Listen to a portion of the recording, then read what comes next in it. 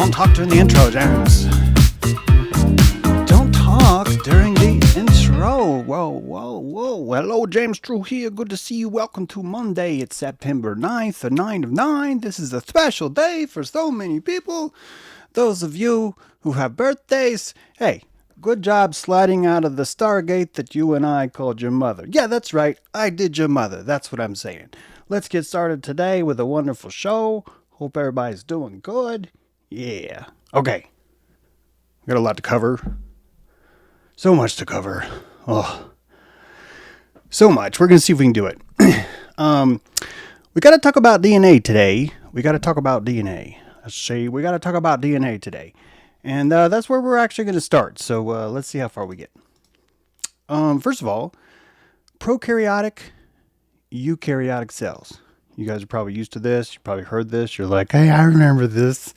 But I don't remember a homeless person being the representation of a prokaryotic cell. James, can you please correct what you're doing here? So yeah, prokaryotic cell, eukaryotic cell. This is all of this is life, and some of us are singular. We don't necessarily have a house, so we don't have a nucleus to kind of call our own. We're rambling men, and we're out on there doing what we can, being our rambling man, wearing rambling jeans. Some of us are homeless. Some of us aren't.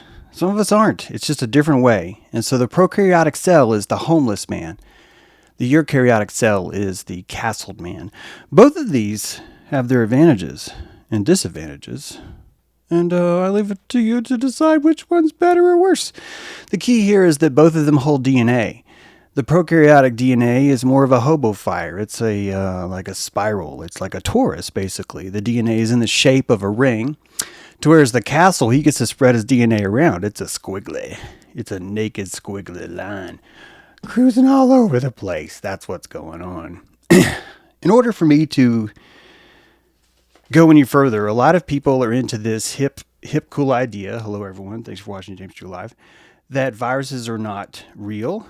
And the DNA is pseudoscience. And I think this is healthy. I think this is one of the important things that if you can pull this bazooka up onto your shoulder and just kind of sight through it, that viruses aren't real or DNA is a pseudoscience, I think you're doing the right thing. I do. I did the same thing. And what I'm about to tell you is not discounting all those things that you should do too. I don't think that if I discover something, even if it ends up being the exact same thing you discover, I do not think that it nullifies your journey or validates mine. This is an unfolding. And I think part of us learning the true medicine of the snake, which is a paradox, is going down each of these avenues by yourself when you were alone. And so I hope that makes sense. I hope you can remember that. Because some of you might be really, really into your position right now of something is real or something is not real. And I don't want to take that away from you. I went the route of our virus is real, and I did a show with Andy Kaufman. And we discussed this topic, and I heard what he had to say, and I just didn't stop there. That's all.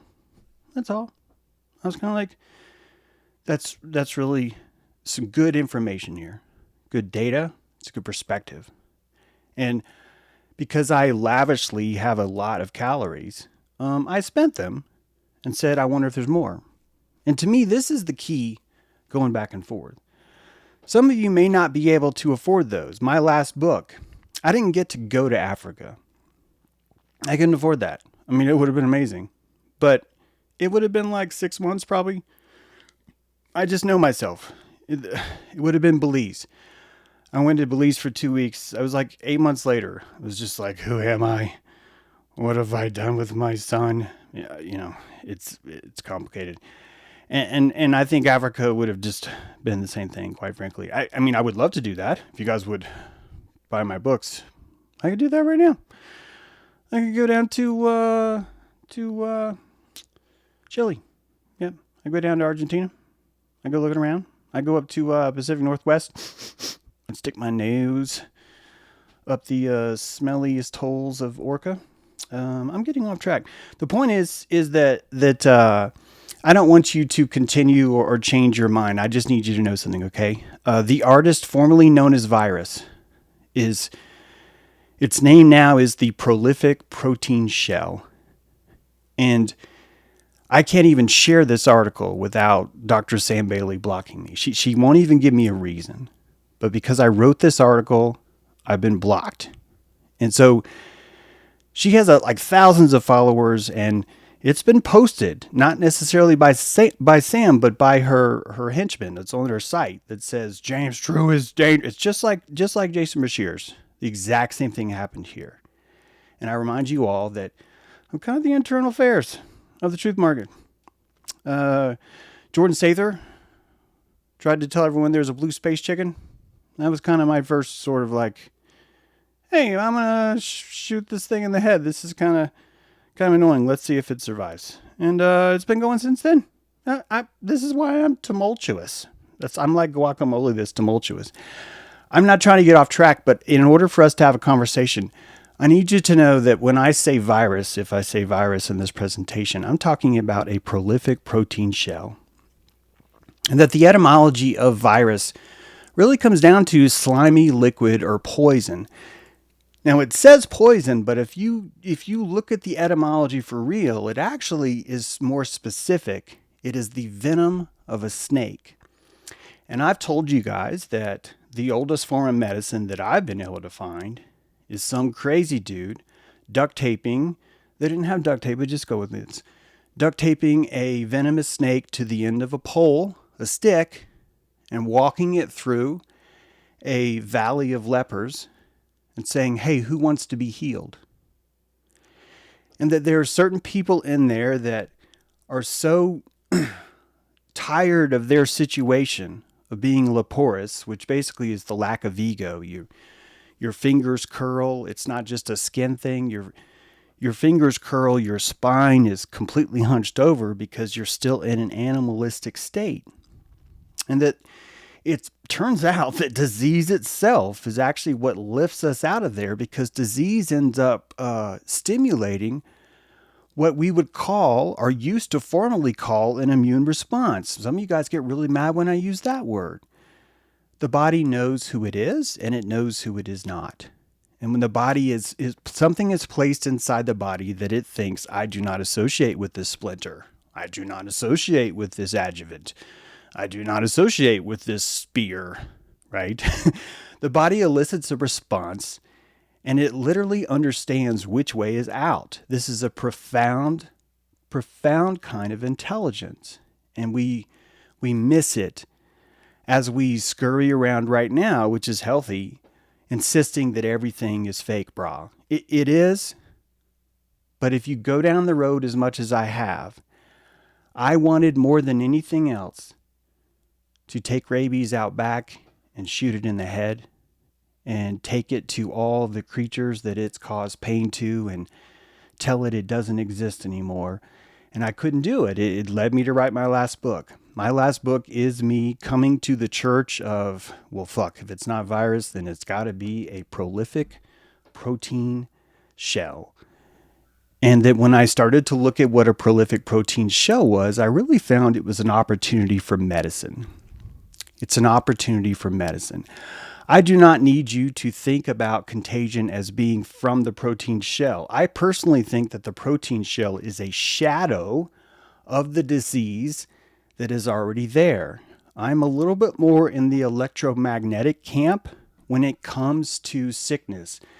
But I have a very special genre that I get thrown out of too with other people. I am not really on like the 5G part of that. I'm more in the sense of this is an electrical world. This is an electrical body. And my contagion, my protagion, is directly proportional to my aperture. This is just me. But in order for me to get you where I want to show you with this Ark of Baphomet material, with this Noah material, I'm going to have to explain using these words virus, DNA, and contagion. I think protagion is why we are here. And that's why I need to believe in contagion, because protagion requires it. So I hope that's enough of an introduction that you could give me some thought here. If you are looking for proof of gain of function, though, which seems to be at the heart of, James, I can't let go of this because I cannot find gain of function. Inside the article that Sam Bailey blocked me on, I've shown you a photograph, a picture, I should say, an image of what I believe gain of function is.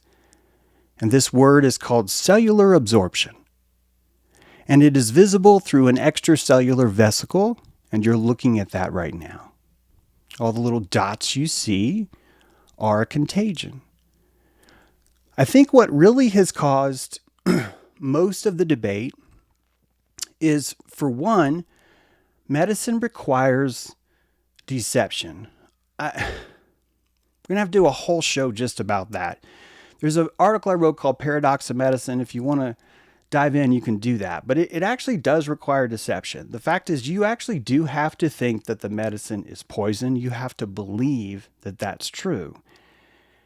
When you don this VR helmet that we'll call James Chew's Perspective, because I don't mean to say it's for everyone, but when I look through this visor, every fucking thing makes sense. Both sides make perfect sense. And if you can separate the banana peel cult from just the people that are seeking, I think you'll see that almost everyone is right. They really are right. It's just that because we have such an animosity to what happened to us, our country was liquidated in 7 days under the cover of masks, social distancing, vaccines, and all these other things. And that those things, yeah, we're going to attack those, and we should. But we've also, I think, we kind of lost the sparkler distractions of war got me, and it got some of you too. And that ultimately, I think that you're going to find that the very worst thing that would possibly happen is if there was something that was consciously, deceptively placed inside of those things, because that would ruin their input into the majority of the population for a long time. The deeper lesson, in my opinion, I realize I'm preaching, I realize I have a very limited perspective, but in my mind, the deeper lesson here is that contagion and protagion are the same, and that these things are electromagnetically propagated through the news. That you're actually able to install exosomes inside the body through a press release. And that's a nuanced look, I understand, and I don't expect you to have it, but I've left this new book understanding that there is something very, very much at work here, and it's a manifestation, as it should be, of the power of our placebo. Placebo is the ability to lie, and so lying and placebo and medicine are all the same, which is why I go back to that first thing I mentioned to you about mercury. I realize we're getting off track, but it's just I'm getting ready to tell you you're a virus. Before I tell you you're a virus, though, chromosome is just color body. It means color body. The chroma of soma is the chromosome. The chroma of soma. And that these are light bodies, little crayons, little pieces of color that we melt into wax and play with them. Each of these colors are painted into threes. The tricolor creates a triangle called a codon. This triangle codon is a recipe. It's a sentence fragment. There's 61 possible words, and we know that because if you just add up all the different combinations of these three different colors, frontward and backwards, clockwise, counterclockwise, all those, you come up with 64 possibilities. 3 of those possibilities, science believes, are punctuations. And if you look here, you'll see that there's an M down here where my cursor is, which is the start. You'll see the stop up here, and you'll see another stop. And that these are the same color bodies, but they're specifically used for a purpose, and that's to punctuate a sentence. Every sentence plates an order of amino acid chain to be served up. Here's the 20 amino acids that they make up down below. Every single thing that your genes are doing is producing an order form, it doesn't produce these, it produces the order form or the recipe, the request chit in the back of the kitchen for a series of polypeptide chains, basically. It's a plate. It's a plate of codons. Yum, yum, yum, yum, yum. And that plate of codons has acidic qualities and basic qualities and polar qualities and nonpolar qualities. And these truly are the flavors. You are a 4-bit kind of flavor to your plate. And so cotton candy, sweet and sour chicken, all your flavors are going to be found inside this menagerie. These possible things. This is an image of a DNA chain. On the top, you've got aDNA, which is a certain type of coil DNA, sort of like someone who's kind of really uptight. That their chain is wound a little bit tighter than regular bDNA. And then there's zDNA. We'll get to those. But all these are different photos. Some people might say, well, there's never been an image, I should say. And no, we're dealing with the follicles of light at this point. So we're going to be using the magnetic imagery of an electron microscope. And that would be zetetic too, as long as we can verify that what we're seeing is what ends up coming out the other end. And frankly, it would be just as accurate as taking a picture, in my opinion, or seeing it through a telescope or a microscope. I think that there's definitely a middle party there that should be drawn into skepticism, for sure. And also, I think that we should extend ourselves to our own technology, and the ability to shape optics would be the same as the ability to shape magnetic waves. And X marks the spot here. This is quite an esoteric shape you're looking at. And to see that inside of us would certainly be moving.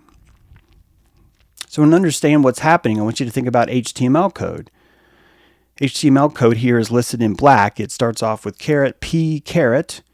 This is sample text period, caret / P caret. And that you've just spoken a meta language, a proto language. And that this proto language has an opening tag, which is the first P, and a closing tag, which is the /NP. And then you have the content inside. And the entire thing is called an element. And when you look at DNA, it's the same thing. It's the same thing, that the DNA tags are the outer shell. It's a phosphate ladder, a winding ladder. And then inside of that phosphate, you have the actual juice or the actual content that you want to display. What is the phosphate ladder? Well, it's so beautiful because it's sugar and salt. It's sugar and salt. That the HTML tags that hold the very essence of who you are made with sugar and salt. And that this sugar and salt creates a winding that's specifically based on the fact that it's made out of sugar and salt. That the sugar and salt give a certain staircase, a spiral staircase effect that you and I would recognize as a helix. And so I just wanted you to be able to kind of get a quick primer into what DNA is as far as what we talk about it to be. So in this case, this is a sample text. Would be the codons. T would be a codon made up of 3. H would be a codon made up of 3.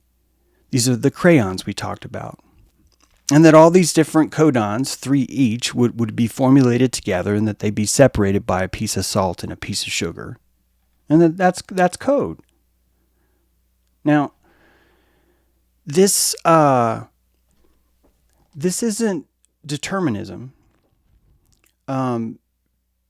I think the best way that you could look at what DNA is kind of like an owner's manual. It's in the car, and all your dashboard has been assembled into certain buttons that do certain things, and that all those buttons come from the factory sort of ready for you, where a bunch of code has already been laid out, because you're a pretty complex organism. You're not a hobo. You're not homeless. You don't even live in one castle. You are managing not just a continent, because that would be maybe an organ, right? You're managing an entire world. And some organs don't even know that the other organ is even there. It's in like a different framework altogether. And that all of these things have a manual set, evolutionary manual, where you've learned through trial and error. What happens if I push this button? And this is what happens. But in this case, the buttons are crayons. What happens if I throw a crayon at this? What happens if I take these 3 crayons, smash them together, and throw it at this? You've been playing fetch for eons. Before you were continent, before you were even a homeless person, you were learning to play fetch. And all the protozoic, amoebic, bacterial, colic, E. coli, all the other things that you see out there are practicing handball. They're practicing making colors, forming them into codons. And if their artistic expression is creative enough, they will be able to buy themselves a house. Do you understand? That's truly what's happening. And the very first thing the homeless person does is he creates a safety bag. He creates a hole where he buries the things that are the most valuable to him because he has his own house now. And that would be the karyotic portion of the word eukaryotic or prokaryotic. It is the nucleus, the home, right, of the genetic information that is stored. So, it's not who you are, but it is the instrument to which you are inside of, and that the instrument has instructions that you command through the voice of God. You declare a codon. I declare that I will fart. And that is a series of instructions that are transcribed and replicated at the speed of light as fast as they can, and that all of those things lead to a rumbling that you might hear from 15 miles away and count the flashing and render that as thunder in the sky. Because that's how big you are. It's how profound all these things are. You are a symphony of music. And just as we listen to our chord wheel, just as we listen to music over the radio, there's a dimensional fractal truth to that, to where you are the living music of crayons crushing themselves into tiny recipes and shedding those recipes on the universal Pinterest that is in the inside of your body. And that social media that's created from the sharing of all these colors is who you are. That egregore that all of us are like, who is this egregore? It's fucking you, man. It's you. It's not even me. It's you. I'm actually just one of the little dudes. I'm a little crayon inside you right now going, hey, man, it's you. And you're like, no, it's not. It's James. It's like, this is not going to work, man. It's not going to work. I know it looks like I'm in my universe. No, I'm in your universe right now. My voice, this is your universe. Yeah, it sounds just like I'm like a separate dude, doesn't it? It does. It does. You were so good at this. Parabola, baby. Parabola. That's who you are. You're a parabola talking to yourself. DNA is just brilliant. Its ability to compress. These are the top 5 compression methods that we have out on the market right now. Easily the worst would be GIF compression. You guys have probably seen animated GIFs, little kitten with lasers coming out of his eyes, little toaster flying through space, right? Little, the more you know, right? All those. That kind of compression is 4 to 1. JPEG, which is something you guys maybe have heard of, it's a little bit tighter than that. It's 10 to 1. It's a little bit better. And your favorite music, that's 11 to 1 compression. And then this video right now is being streamed to you probably at 52 to 1 compression for every 1 pixel that it takes up on your hard drive. That's actually able to send 52 of them in the same amount of space. That is impressive. It's impressive. And we can see artifacts on all these compression methods. That's why they're called lossy. This is what lossy means. And GIF, JPEG, MP3, and MPEG-4 all are lossy compression. You can set the level so it's not exactly 4 to 1 or 10 to 1 or 11 to 1, but these are rough averages. DNA, man, look how much better it is. It's 1,000 to 1 compression. It can outcompress an MP4 file 1,000 to 52. And it's got something else huge. It is lossless, my friends. Lossless. There is zero data lost. None. This is some monumental technology. If we could learn to compress data as well as DNA, you could easily picture that all of us would have not just the internet, but the internet for the last 10 days, a snapshot of each one could be downloaded. It's that kind of thing. It is just so so much more highly technical. Humans are more virus than they are chimp. It's true. 8% of your DNA is actually endogenous retrovirus. This is ancient ideas that came to you from outside of your skin a long time ago. Ancient ideas. And that these ideas came in and you allowed them to populate you because they served you well. 8% of the sentience that you are using right now to hear my voice came from outside of you.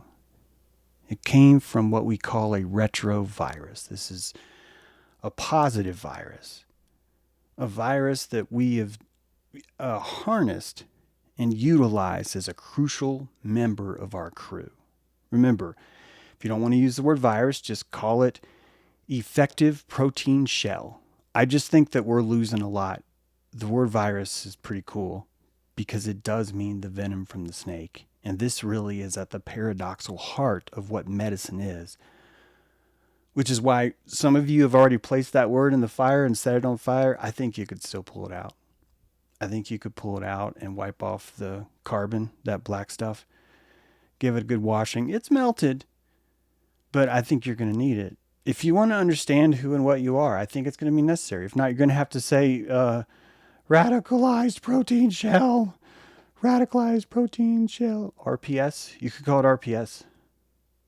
Virus, 2 syllables, virus, RPS. So if you can't afford the, hey, maybe virus is real, if that's too expensive, then call it RPS.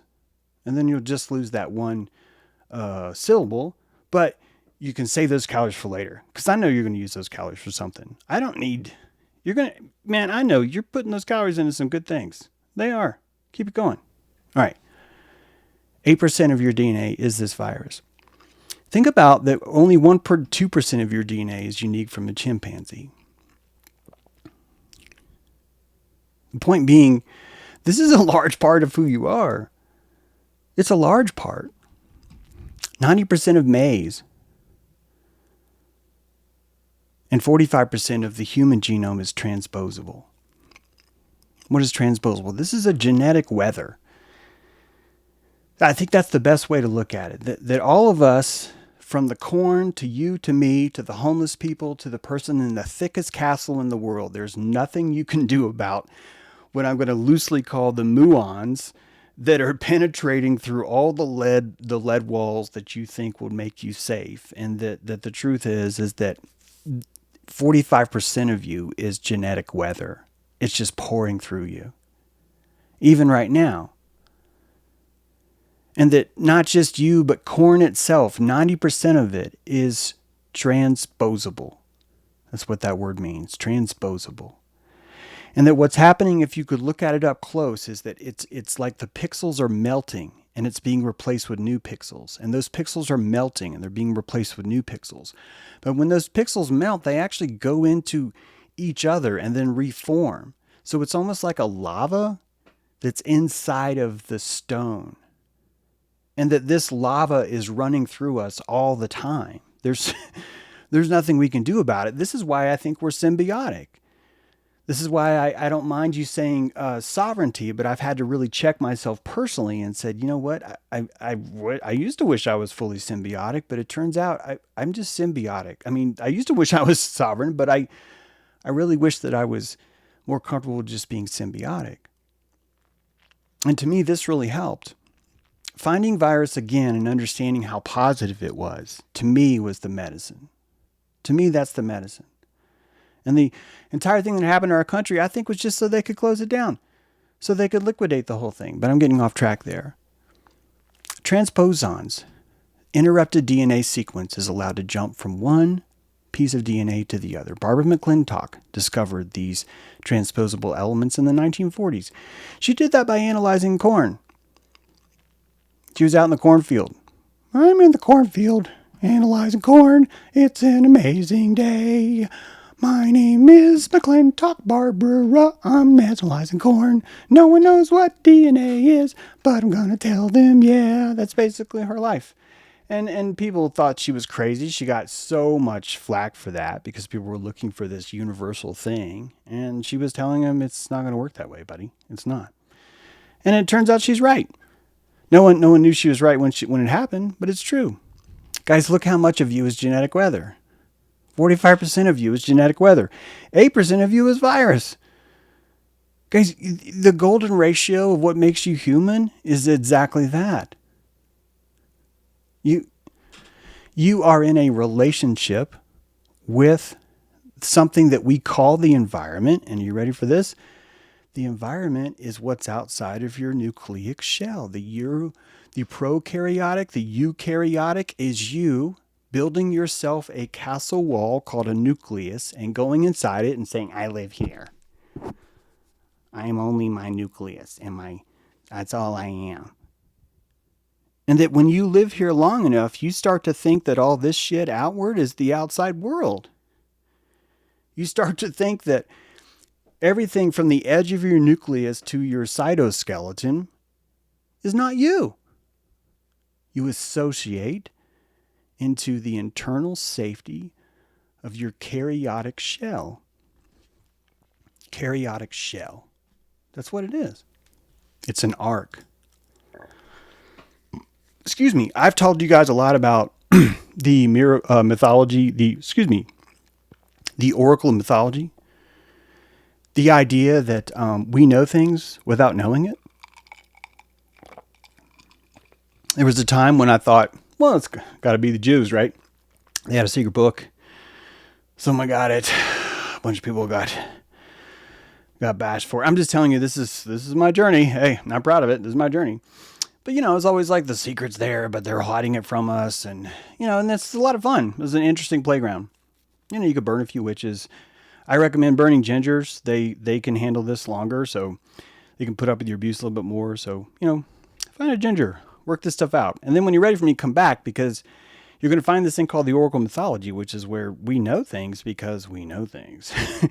It emanates up. It's an echo inside the cathedral of the fractal of you. I'm not trying to sound poetic. If you consider the resonance of truth, and if you listen to that tone, you would be able to see things that start to present themselves. And one of those is X marks the spot. The centromere, the center of your DNA, truly is your identity. That all would be lost. There would be no way for all of this conglomeration of who you are to work without a centromere. And that just as we sign an X on the line, so too do we associate our identity with this centromere. And it's because the oracle mythology tells us that. That's why. All right, everyone sit down. This is going to be tough. Humanity is a virus. And it's the virus of Gaia. You are the virus of Gaia. More of our DNA is virus than personality, because a virus can invade a sperm cell or an egg cell and attach itself to the DNA.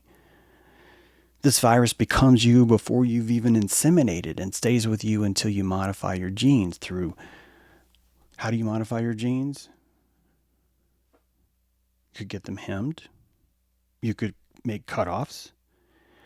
You could Daisy Duke those things. Guys, maybe you think about something else. You can, a lot of things you can do to modify your genes. Some people will drag them behind the car. I need to hurry. If you drink alcohol, you're modifying your genes. If you stop drinking alcohol, you're modifying your genes. If you read a good book, you modify your genes. If you understand Walt Whitman, you just modify your genes. This excuse that people are giving, well, I can't help it because autism is genetic. This is an oxymoron. It's an oxymoron. It's literally the opposite is true. All right? Literally. And it doesn't matter how you feel about, for once I use literally, it's actually right. So you are virus, baby. And then all the intelligence that you've ever, if you think about what the frontal lobe was, it was a friggin' viral infection. You're just like, let's build a tumor here. And then all the blood was rushing there because it was like, what's going on? What's going on? And really what was happening is there was some cells were stripping. They were taking off their clothes going, look at us. We're going to build a frontal lobe. And all that calories were like, I like this. Let's go back to the club. Let's give it more casino chips. And you did. And that's intelligence. Intelligence is a virus, something that serves you. And as you pick up the intelligence, when you drink pond scum and you get sick, this is back when you were sort of a frog, a Pepe. Hello, I'm Pepe. I drink frog water and I get sick until I learn a little trick the Ecoli taught me. He said, hey man, if you let me live inside your stomach and you feed me like I like nachos, if you feed me nachos every month, I will live in your stomach, and I will intelligicate everything that comes in. I will stand guard and make sure it doesn't fuck with you. And you're like, you're hired, dude. You're hired, E. coli. You're hired. And we hire these guys on, and if it works out, we bring them in the company. We make them partners in our corporation. We give them a spot on our genetic code at the board and say, you're a partner. You may partner, E. coli. He's like, I knew if I tried. Well, you still got to pay every school debt. Oh, fuck, you're right. Says E. coli. Goes home to his wife. She's having an affair. He's torn. He's finally made partner, but is he happy? Little E. coli's are running around. Dad, we don't love you. We don't respect you at all. And he's just like, what did I do this for? Why am I here? You know? It's beautiful. It's beautiful. Yeah, I just told you LA law from the LA E. coli law. So yeah, you're a shark. And you got Remora. That's Remora. When the suction hits your belly and you start to tickle, that's Remora. That's what the shark says. If you didn't know that, that's a song. He's swimming around. That's Remora. And the mermaids are like, this song again. Oh my God. Your genetic line is viral change from its original. Every epigenetic change that you keep, you could actually just call that wisdom. That really could just be the definition of wisdom. Is that the things that you choose to remain infected by is wisdom. So to be infected by something is to buy something from the flea market of the world. You go out and you're like, hey, I kind of like having syphilis. And you're like, I'm going to take syphilis home. You know, she's a wild one, but she keeps me awake at night. She keeps me thinking. And man, it hurts when I pee. I don't know if I like a syphilis. And you're going to go through that for a while. But the whole time, she's giving you so much wisdom because you're like, I do not want to have syphilis in my life anymore. Maybe I need a divorce. I'm going to take half your shit, man. Okay, I'm also going to come back. My child herpes is going to require alimony. Once a month, you're going to have to fucking pay me. And for probably like 4 generations, people are like, oh God, what happened? I got divorced from syphilis and now I'm got herpamony.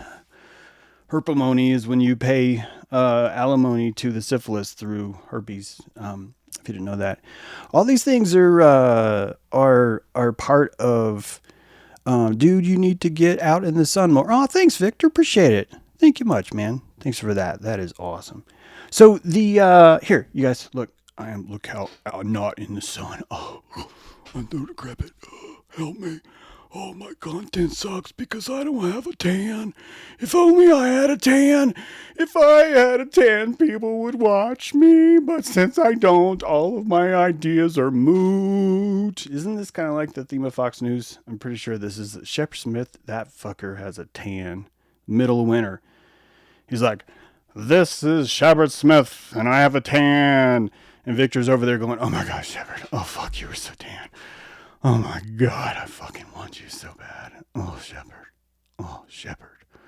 Let me be your sheep, Shepard. Oh, let me be your little flocky. You're so tan. Oh God. Oh, is this what we're doing? Is this, should we do this instead, guys? Is this how we want to do it? So if it possesses your genes just like any other epigenetic addiction. So 45% of your DNA is this subterranean possession from a mitochondrial Bible. What? 45% of your DNA is an ancestral possession from a mitochondrial Bible, from a religious text, seriously, that's like written into the entire world. 45% of your DNA is simply scripture. simply scripture focused on that and that alone, as you're about to see. It's so much deeper than that. Let's watch this little movie. You're watching James True Live. Let's hit that thumbs up.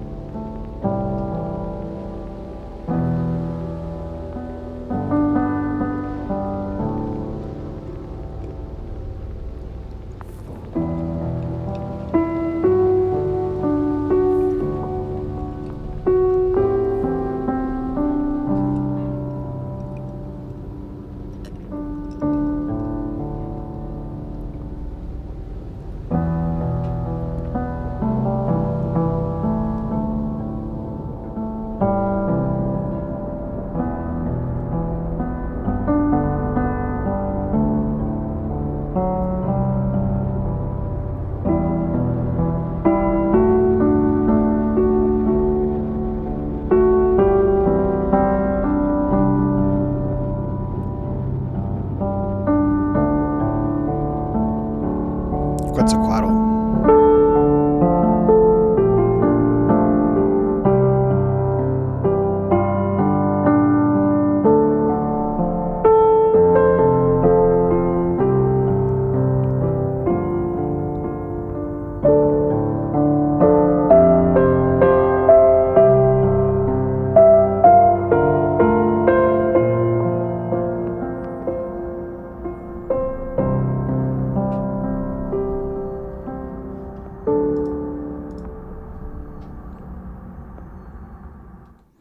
There are, I just don't see it, guys. Seeing some, I'll stop the show, but yeah, seeing some, I've been cursed now with a vitamin D deficiency, and I've been told that I need to stop what I'm doing and go outside. Man, maybe I should turn it into a podcast because I'm feeling pretty great. I'm sorry that I don't have the right color for you. There's some different, this to me is just really fucking gay as fuck. Is this better? Is that what we want to do? Because seriously, man, do you realize how many things I'm juggling right now to do this show? If you want makeup on me, man, put it in the comments. Put it there. If you're truly worried about my health, why are you not emailing me? Why are you not saying, James, I think you have cancer. Here's photographs documenting every part of it. If you're going to curse me, fucking do it to my face. Don't do it to chat. You're going to make all of them go, oh my God, James is off. Jeez, so what should, man, fucking grow up. This is what I meant by contagion. This is actually just what I meant. It's, my placebo is fine, but I'm going to stop and tell you this. Guys, this is contagion. I'm pointing to the chat. This is the contagion shit. And people spit it out and they don't even see what comes out of their mouth. They drool out of their own fucking mouth and they don't even know what they just said. And if you don't say it, a lot of us think that the medicine is ignore it, but that's actually how it gets in. Man, look right at it. Give it direct witness and say, what the fuck is wrong with you? What is wrong with you? Why are you inserting that? Because if you do that, you start to understand what contagion is. Guys, I'm going to die. I am absolutely going to die. And when I die, each of you are going to be able to say, oh, he died because of this. And many of you will take my honorable body and throw it on your fucking pile of, look, I won because he died by vaccine, or he died by cancer, or he died by this, or he died by that. And you will never actually understand that you are fucking mortal. Grow a fucking spine, man. Pick the way you're going to die and stick with it. By the way, lost a YouTube video, The Elephant is Israel. That went down. Another one went down 3 days ago. You're watching James True. There is left-hand path DNA and there's right-hand path DNA. And this is how it's twisted. Sinister DNA is on the left. It's Z-path DNA. And I wrote the number 6. I want you to think about it as a 6-up setup. You can see that there are basically 6 poles, that kind of emanate as it runs around the coil. This is left-hand path. If you want to think about it this way, you could think about it as Cain, that this is Cain DNA. Now on the right-hand path is almost all of us are B. Almost all of us are 10 based. And you can see that shape. It's 10 spokes around the coil. Some of us are wound tighter. And it's this 11 spoked shape. It's that one on the very left. Most of us are B. And the ability for this coil to tighten has a lot to do with water, and it has a lot to do with the tension that you were living under. The tension, I think, is really an opportunity for epigenetic fate to work its way through your genes, that you will be born in let's say, we're going to roughly call this your normal routine is B. And you'll enter into a time where you're taking on a lot of pressure and you will coil. Some of you will start to coil into 11. And that if you kept coiling that way, your children could end up coiling into 11 too. The same thing for Z. So you end up inheriting the winding itself. So not only do you have your code, but you have the winding of who you are, which really influences things. Keep in mind that most of DNA is how one thing touches the other. So when it's wound tighter, different DNA is touching each other. Remember we talked about the lava? The lava moving through the rock, if the rock is wound tighter, then the lava flow ends up changing different things at different times. So the genetic weather, that's my term. I don't know how accurate it is, but the genetic weather will change dramatically if you're Z, B, or A coiled. Here's some more numerology. You can see these different B form, A form, Z form. In this case, the Z is on the very right, but it really is left-handed, so I moved it over to the left. But if you want to play with the numerology, A form is 33 degrees. B form is 36 degrees. Z form is 30 degrees. This is rotations per BP, which is basically, I just think about it like the spiral staircase. That the base pair rotates at an angle of 36 degrees. Right? And then you see the 10, 11, and 12.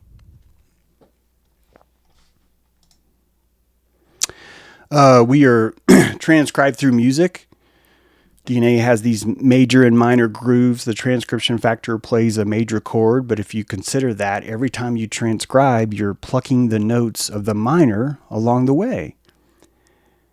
And so this is why I talk about the 4 U's, the twins within twins. In order for you to survive, you're going to have to play the song of your minor. It's going to come through. And it's part of why I was talking about last time about how important the Enoch seed is. Because that Enoch seed isn't about, here's what I want. It's, here's what I have to combine together and let the two cannibalize themselves until they find their way. DNA is of compression. If you squeeze it, it will extract energy. If you pull it, it will pull energy in. It's a sponge. It's a powerful machine. Here's DNA at 0% strain. Here's DNA at 10% strain. The helical twist itself gives it a crystalline structure, which allows it to hold energy and dispel it later. It's holding and dispelling it based on that tension that I talked about earlier. So your entire body is a diaphragm crystal.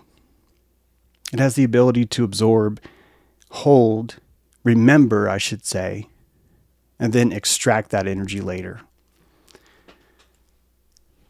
Genesis 6:15. This is how you shall make it. The length of the ark shall be 300 cubits, its width 50 cubits, and its height 30 cubits. Now, we've built a model, and people think about this as a boat. And the Oracle mythology allows you to still think about it as a boat. I'm not discounting that, but I want to show you something kind of cool. Read up and write down is a good way of understanding the directions through which DNA replication occurs. You read starting at the 3 and you move toward the 5.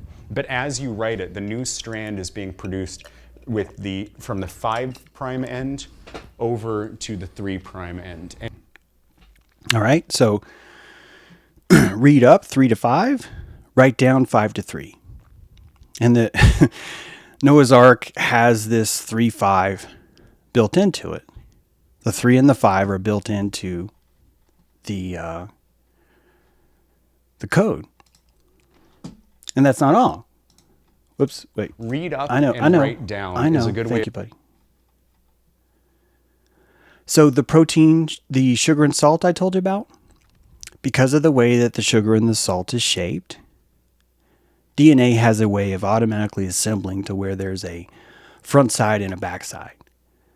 So the arc itself has a pointy end that's to the front, and this is based on how the DNA is actually configured, and it's a 3 up, 5 down.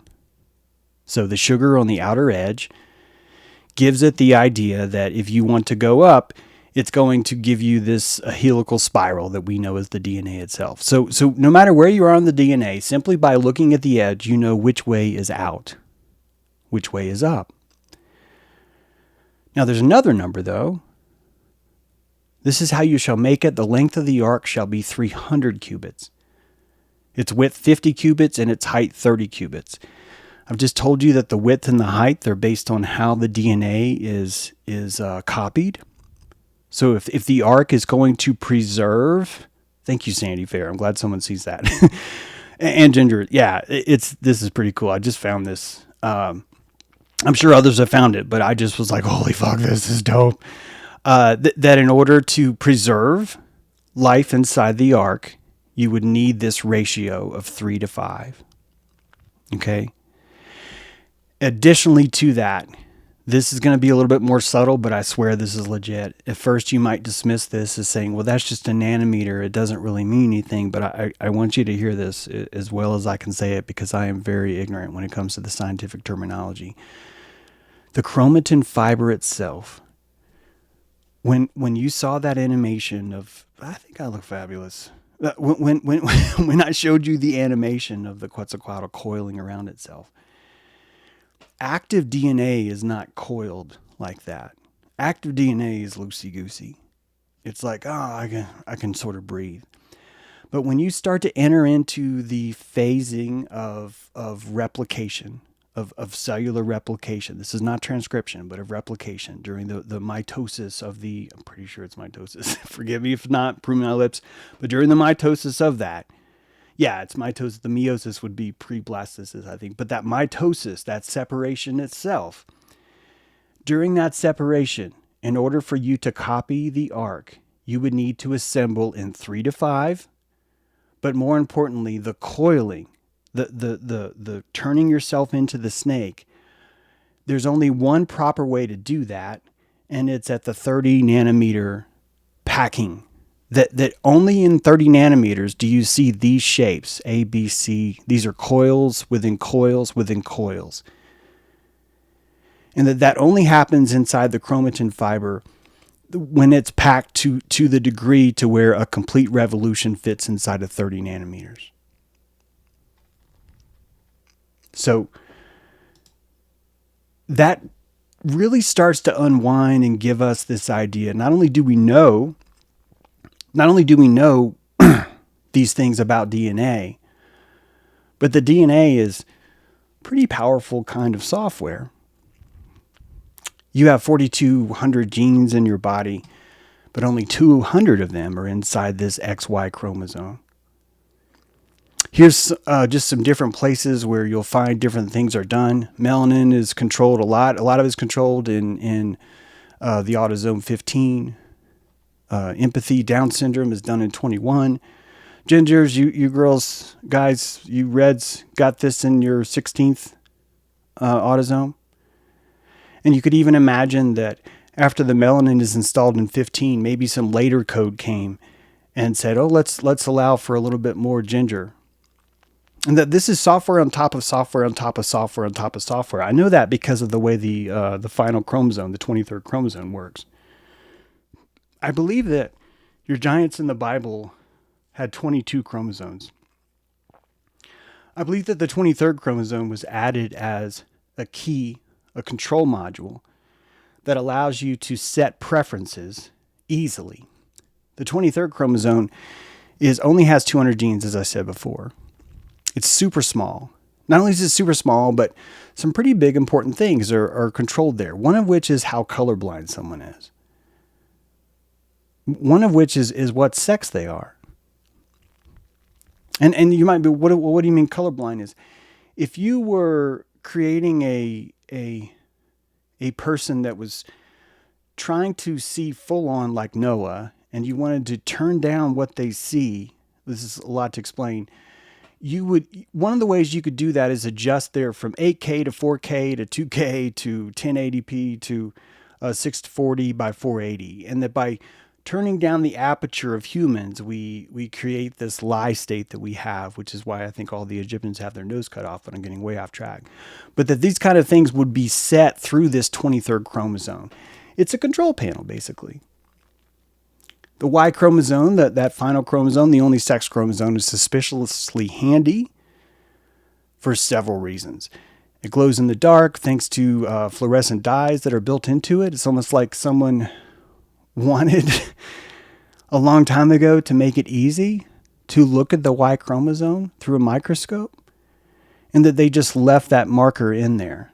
Did you hear that? That they just left the marker in there because why not? It's almost like a haphazard sort of, oh, this will be fine.